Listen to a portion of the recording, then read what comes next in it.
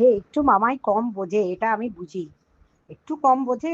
Actually কি বলতো, এখনো পর্যন্ত বয়স হয়েছে কিন্তু ম্যাচুরিটি লেভেলটা সেই লেভেলে নেই। ওই কথা ধরে বসে থাকা, কথায় তো কথা অনেক কিছু হয়েছে কন্ট্রোভার্সিতে, সবাই সবাইকে বলেছে, কিন্তু ওর সেই একই জায়গা ধরে বসে থাকা, সেটা থেকে ওকে আস্তে আস্তে আস্তে আস্তে বার করে নিয়ে আসতে হবে অ্যাকচুয়ালি।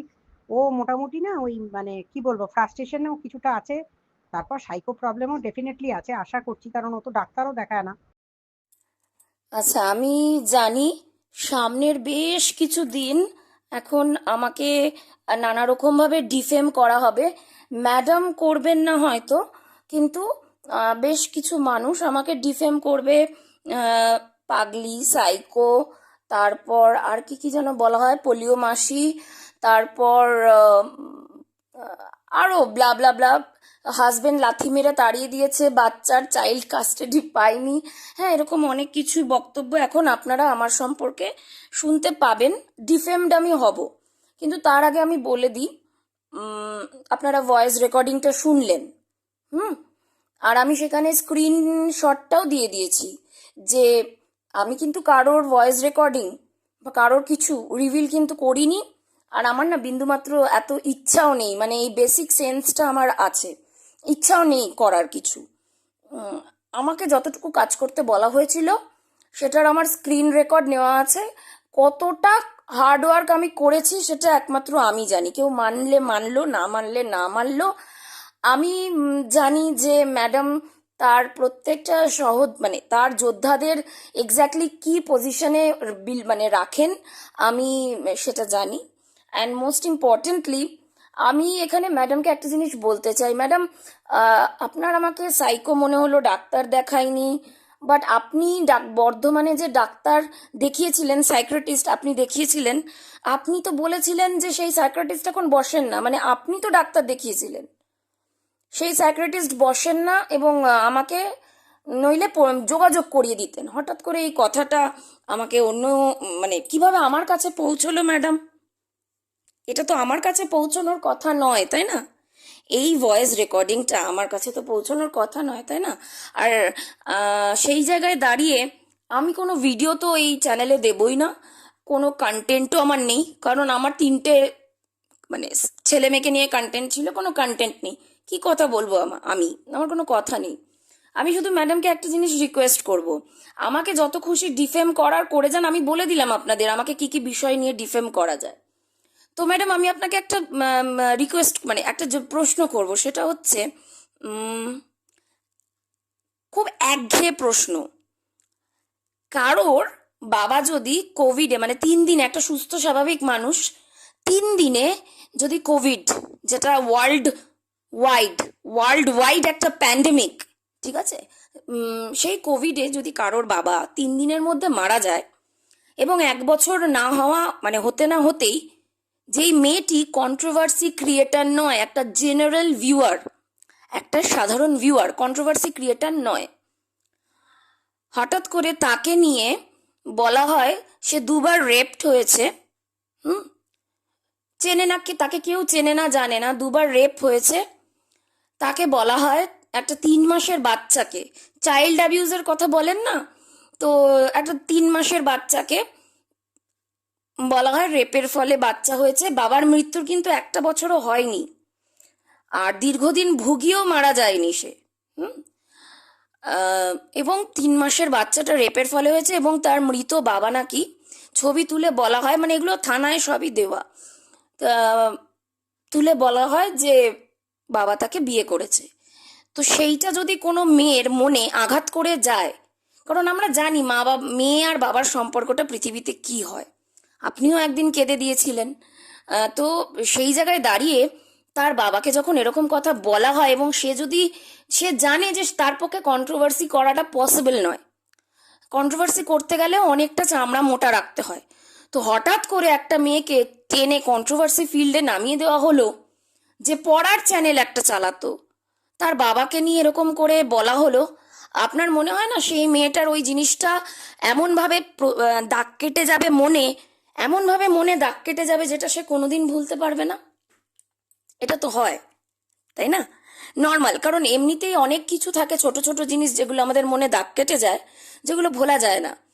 কিন্তু এরকম একটা ঘটনা যদি কেউ মনে রাখে, প্রথম কথা মাতৃশোক পিতৃশোক, এই দুটো শোক হচ্ছে প্রত্যেকটা মানুষের জীবনে এমন দুটো জিনিস যেটা যতদিন মানুষ বেঁচে থাকে ততদিন ভুলতে পারে না। ঠিক আছে, সে যে বয়সেই, সে মাতৃহারা হোক বা পিতৃহারা হোক, এটা গোটা জীবনেও ভোলা যায় না। সে জায়গায় দাঁড়িয়ে যার বাবাকে নিয়ে এরকম একটা প্যান্ডেমিকে মারা গেছে এবং বলা হয়েছে বাবাকে খেয়েছে, হ্যাঁ, তো এই ধরনের কথা, এবং বাবাকে নিয়ে মেয়েকে নিয়ে ব্লু ফিল্ম, একটা পুরো নাম, ইয়েস, পুরো নাম নিয়ে ডেজিগনেশন নিয়ে একটা blue film, audio blue film রচনা করা হলো। এবং আপনি বলছেন যে এটা মনে রেখেছি বলে, এই যন্ত্রণাটা বুকের ভেতরে আছে বলে আমি সাইকো। তাহলে তো ম্যাডাম আমি গর্বিত সাইকো। আমি এরকম সাইকো, সার্টিফাইড সাইকো হতে অবশ্যই রাজি আছি। হ্যাঁ, গর্বিত সাইকো। তাই আমাকে কে নিয়ে এখন 1 মাস কাটাছেঁড়া করবে, আমার সত্যি কথা বিশ্বাস করুন, আহ, আমার তাতে কিছু আসে যায় না।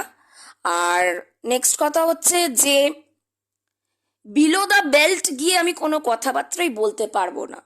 ঠিক আছে, আমার পক্ষে কিছু কিছু রেস্ট্রিকশনস আছে। হুম, তো সমস্ত কাজই রেসপেক্টেবল জব, কিন্তু একটা সার্টেন লেভেল বা একটা সার্টেন লিমিটের নিচে নেমে আমি কথা বলতে পারবো না। হ্যাঁ, আর যখন একটা টিমে কাজ হয়, টিমের প্রত্যেকটা মেম্বারের রেসপন্সিবিলিটি থাকে আদার মেম্বারদের সম্মান রক্ষা করা। যতক্ষণ টিমে ছিলাম চেষ্টা করে গেছি। I am now not in your team, I am an individual, আমি একজন ইন্ডিভিজুয়াল মানুষ। ঠিক আছে, আমার যেখানে যেতে ইচ্ছা করবে করব, আমি কন্ট্রোভার্সি বাদ দিয়ে আমি যদি নাচ করি, গান করি, what ever I want to do, I can do. But আপনি কিন্তু এটা এনশিওর করবেন ম্যাডাম, কারণ আপনি বলেছেন যারাই ভয়েস মেসেজ রিভিল করছে আপনি তাদের এগেনস্টে কেস করছেন। তাহলে আপনার এই ভয়েস মেসেজটা যেটা আমার এগেনস্টে যে রিভিল করেছে, আপনি জানবেন, তাই তো? আপনি নিশ্চয়ই জানবেন কে রিভিল করেছে, কাকে আপনি এই কথাটা বলেছিলেন, তার এগেনস্টে একটা এফআইআর আপনি করবেন, এটা বা কেস করবেন, এটা আমি অবশ্যই এক্সপেক্ট করতে পারি আপনার কাছ থেকে, তাই তো? মানে আমি কিন্তু, আমার ফরে কিন্তু কিছু না, যেটা আপনি বলেছেন সেটা পুরোটাই আমার এগেনস্টে বলেছেন। হুম, তো সেই রেসপেক্টে বিচারটা নিশ্চয়ই সমান হবে। আমি তো আপনার কোনো ভয়েস মেসেজ বা পার্সোনাল কিছু রিভিল করিনি, বাট অনলাইন প্ল্যাটফর্মে এটা আমার কাছে চলে এলো আমার এগেনস্ট। আই হোপ আপনি জানবেন আপনি কাকে এই কথাগুলো বলেছেন, এবং ডেফিনেটলি আই এক্সপেক্ট আপনি তার এগেনস্টে কেস করবেন। হুম, বাকি আহ, আপনি যাদের যাদের নামে, যার যার নামে কেস করতে বলেছেন সব কিছু অল কমপ্লিট। 41-এর নোটিশটা জাস্ট যাচ্ছে না, কারণ আপনি এমন একজন ব্যক্তিকে চটিয়ে রেখেছেন যে ইনভেস্টিগেশন অফিসারের এন্ড থেকে তার সাক্ষ্য প্রমাণ, মানে সাক্ষ্য, মানে সাক্ষী, সরি, সাক্ষী না দিলে কিন্তু 41-এর নোটিশ যাবে না। তো আপনি চটিয়ে রেখেছেন, আমার তো এখানে কিছু করার নেই না। তো আমার কোনো গ্রাজেস নেই, আমার কিছু বলার নেই। At the end of the day আমার কন্ট্রোভার্সিই করার নেই। ঠিক আছে, I am least interested in controversy, controversy আমার করার নেই। আর দেখুন, তেলে জলে কখনো মেশে না। আই হোপ আপনার আপনার মনে আছে না, আপনি আমাদের কাছে এক্সপ্লেন করেছেন যে আপনার 3জন শিল্ড কেন আছে। তো আমরা জানি আপনার 3জন শিল্ড কেন আছে, কি দরকার। আমরা তাদেরকে ছোটও করব না, রেসপেক্ট, আমি অ্যাটলিস্ট কাউকে ছোট করব না, রেসপেক্ট আমার তরফ থেকে নষ্ট হবে না। তারা করুক, যে যেটা বলবে তার কথার মাধ্যমে তার পরিচয় তারা দেবে। ঠিক আছে ম্যাডাম, তো দেখা যাক আপনি জাস্টিসটা কতটা করেন, কারণ আপনার রেকর্ড, আমার এগেনস্টে বলা কথা আমার কাছে কি করে এলো। তো আমার ডিয়ার অ্যান্ড নিয়ার ভিউয়ার্স যারা আছেন, নিয়ার অ্যান্ড ডিয়ার ভিউয়ার্স যারা আছেন, আপনারা আমাকে বলছেন পাল্টিবাজ। দেখুন, আমি যতক্ষণ কেসটার মধ্যে ছিলাম আমি তো কোথাও পাল্টি খাইনি। আমি তো এখন ইন্ডিভিজুয়াল, আমি তো কারোর টিমে নই। আর আমার অন্য কারোর এগেনস্টে আমি কন্ট্রোভার্সি, অন্য সাবজেক্ট ম্যাটার আমার জানাও নেই, এটা আমি ভিউয়ার্সদের জন্য বলছি। অন্য সাবজেক্ট ম্যাটার আমার জানাও নেই, তো আমি সেগুলো নিয়ে কথা বলবোই না। তাহলে আপনারাই বিচার করুন কারা পাল্টিবাজ আর কারা পাল্টিবাজ নয়। হুম, তো আপনাদের ওপরেই ছেড়ে দিলাম। আপনারা আমাকে ভালোবাসেন, যারা কারোর জন্য আমাকে ভালোবাসেন, প্লিজ ওরকম ভালোবাসার দরকার নেই। আমার কথা, আমার যুক্তির জন্য যে কজন আমাকে ভালোবাসবেন, আমি তাতেই খুশি। আমার কন্ট্রোভার্সি করার নেই, কিছুই করার নেই, ঠিক আছে? আমি শুধু ম্যাডামকেই একটা কথা বললাম যে ম্যাডাম হোপফুলি আপনি অ্যাকশন নেবেন। আর বাকি আপনার তিনজন যে বর্ম হয়ে যেই তিনজনকে আপনি রেখেছেন, সেটা তো আপনি আমাদেরকে গুছিয়ে বলেই দিয়েছেন। সুতরাং সেটা নিয়ে যদি তারা কালকে থেকে আমাদেরকে ডিফেম করতে বসবে, অসুবিধা নেই। কারণ টু বি অনেস্ট, যেটা শ্রুতি কটু, শুনতে ভালো লাগে না, সেগুলো শুনি না। দেয়ার আর সো মেনি আদার্স থিংস, অনেক জিনিস আছে যেগুলো শোনার মতো, ঠিক আছে? বিশেষ করে এত সুন্দর সুন্দর পার্লামেন্টে এখন মেম্বার অফ পার্লামেন্টে বক্তব্য রাখছে, কত কিছু ঘটছে, we can listen to that. অনেক কিছু শেখার আছে, জানার আছে, তাই না? সো ভালো থাকবেন ম্যাডাম, অ্যান্ড ডেফিনেটলি যারা ভিউয়ার্স আছেন, রেকর্ডিংটাও দিয়ে দিলাম, অ্যান্ড ওই স্ক্রিনশটটাও দিয়ে দিলাম, দুটো মিলিয়ে নেবেন। আর কংগ্রাচুলেশন, আপনি, জানি না অ্যাকচুয়ালি কে কার ব্রেন হ্যাক করবে, বাট আমি যেটা বলার ক্লিয়ারলি বলে দিলাম। Till then, take care and good by.